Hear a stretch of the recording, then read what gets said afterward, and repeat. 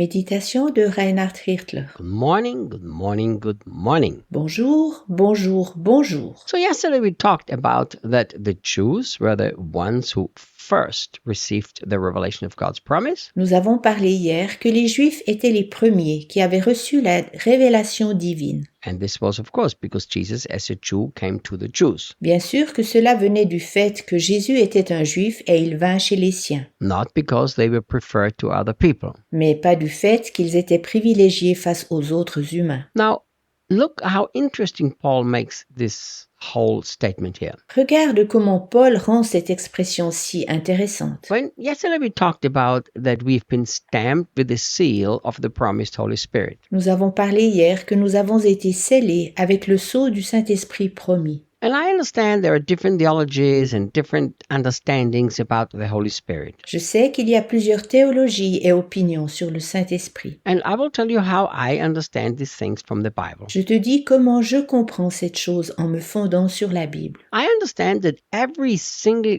Christian in the whole world, the moment he gets saved, receives the Holy Spirit. Je comprends que chaque chrétien du monde entier reçoit le Saint-Esprit du moment où il est sauvé. So what happens is this. Cela se passe ainsi. You hear the good news of Jesus Christ. Tu entends la bonne nouvelle de Jésus-Christ, You put your faith into what Jesus did for you. tu crois à ce que Jésus a accompli pour toi. That moment you are saved and you also have already received the Holy Spirit. À partir de ce moment, tu es sauvé et tu as aussi reçu le Saint-Esprit. The Holy Spirit now dwells inside of you, lives inside of you. Maintenant, le Saint-Esprit habite en toi, il vit en toi. There is not a single Christian who does not have the Holy Spirit. Il n'y a aucun chrétien qui n'a pas reçu le Saint-Esprit. If a Christian would not have the Holy Spirit, he would not have the seal. Si un chrétien n'avait pas reçu le Saint-Esprit, il n'aurait pas non plus reçu le sceau. That means your salvation would not be guaranteed. Et cela signifierait que son salut est incertain. But I believe there is a second experience, and this is what most people call the baptism of the Holy Spirit. Mais je crois qu'il y a encore une deuxième expérience.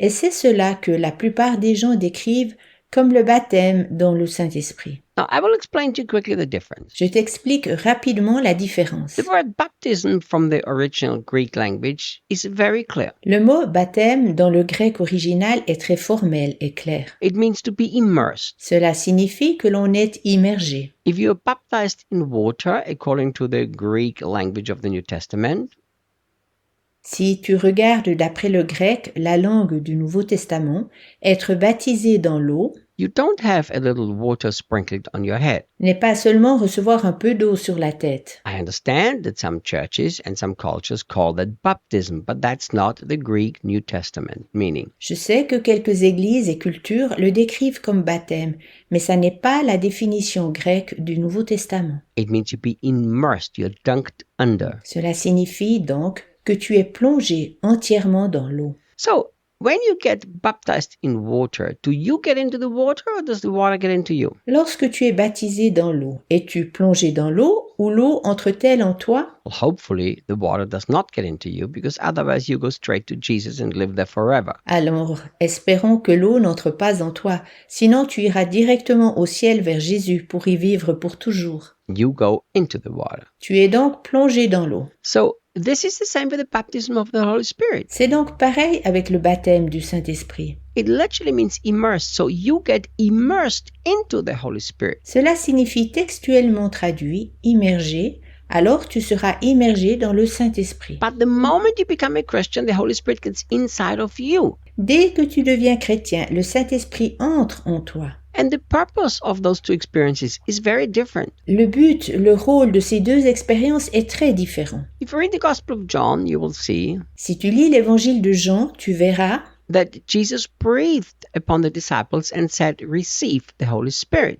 que Jésus souffla sur ses disciples et dit « Recevez le Saint-Esprit ». And yet later he said to them, "You have to wait in Jerusalem until you are baptized with the Holy Spirit." Plus tard, il leur dit « Restez à Jérusalem jusqu'à ce que vous soyez baptisés du Saint-Esprit ». Why, if they already received the Holy Spirit? Pourquoi donc, puisqu'ils avaient déjà reçu le Saint-Esprit? See, the Holy Spirit given to you at salvation. Every single Christian in the world has him. Le Saint-Esprit t'a été donné à ta conversion. Chaque chrétien du monde entier l'a reçu. He's inside of you to guarantee your salvation, Il est en toi afin de te donner la garantie de ton salut to give you this assurance of salvation, et que tu aies l'assurance du salut, to lead and guide you in everyday life, afin de te diriger et de te conduire dans ton quotidien, and to transform you more and more from the inside out. afin de te transformer toujours plus de l'intérieur vers l'extérieur. This is called the fruit of the Holy Spirit Cela se nomme le fruit du Saint-Esprit, that grows from the inside and manifests itself on the outside. qui grandit de l'intérieur et qui est visible de l'extérieur. And Paul is making it clear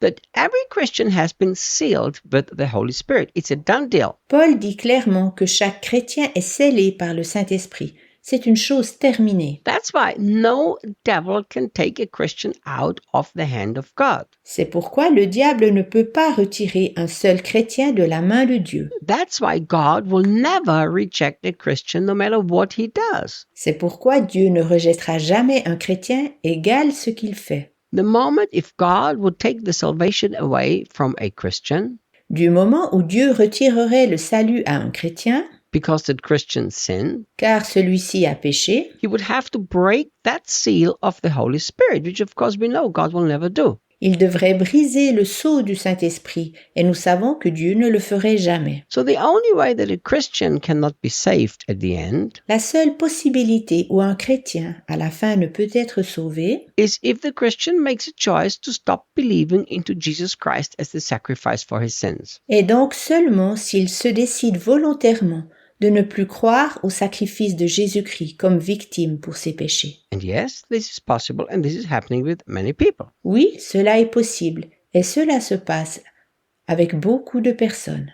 But the baptism of the Holy Spirit Mais le baptême dans le Saint-Esprit signifie is that he comes upon you to give you power to be a great witness for qu'il God. descend sur toi afin de te donner la force d'être un grand témoin pour Dieu. It's very different. C'est quelque chose de tout autre. The Holy Spirit gives me assurance of salvation, but that doesn't mean that I'm a powerful witness. Le Saint-Esprit me donne la garantie que je suis sauvé, mais cela ne signifie pas que je sois un témoin puissant. The Holy Spirit guarantees my salvation, but that doesn't mean I'm a great witness. Le Saint-Esprit me garantit mon salut, mais cela ne veut pas encore dire que je sois un témoin grandiose. The Holy Spirit grows the fruit inside of me and I can become the most loving Christian in the world, but that doesn't mean I'm a great witness. Le Saint-Esprit fait pousser le fruit en moi et je peux être le chrétien le plus aimable du monde, mais cela ne signifie encore longtemps pas que je sois un témoin grandiose. So this is what we need to understand, that the moment I become saved, I had the Holy Spirit inside of me. Nous devons comprendre que du moment où j'ai été sauvé, j'ai reçu le Saint-Esprit en moi.